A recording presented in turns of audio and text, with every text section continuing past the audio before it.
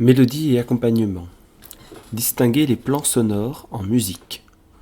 Extrait du Lac des Cygnes de Tchaïkovski. Le Lac des Cygnes est un ballet, c'est-à-dire un spectacle dansé. Ici, nous écoutons un extrait de la musique qui accompagne la scène 10 de ce spectacle.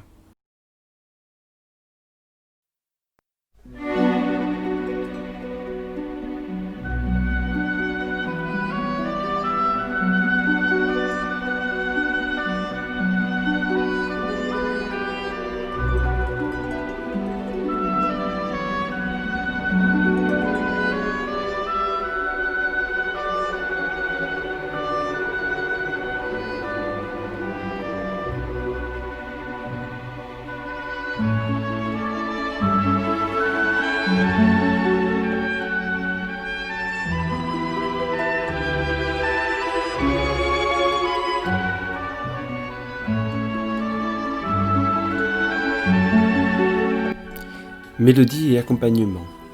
Distinguer les plans sonores en musique. La mélodie au premier plan. La mélodie est au premier plan, on doit l'entendre plus fort que l'accompagnement. Quel instrument joue la mélodie? La harpe? Les violoncelles? Les violons? Ou bien le hautbois?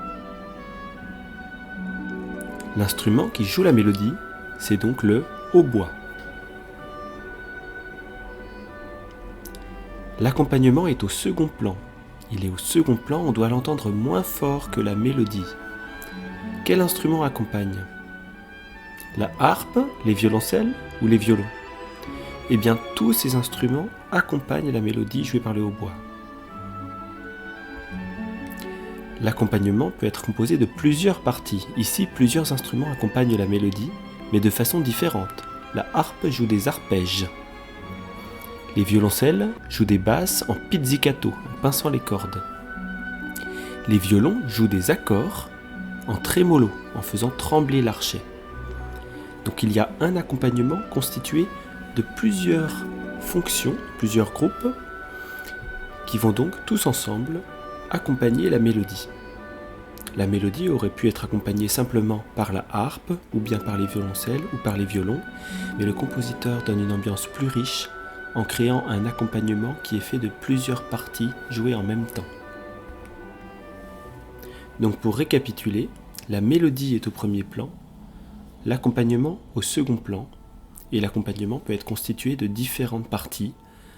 Souvent on a une partie qui fait les accords, les harmonies, que ce soit des accords ou des arpèges.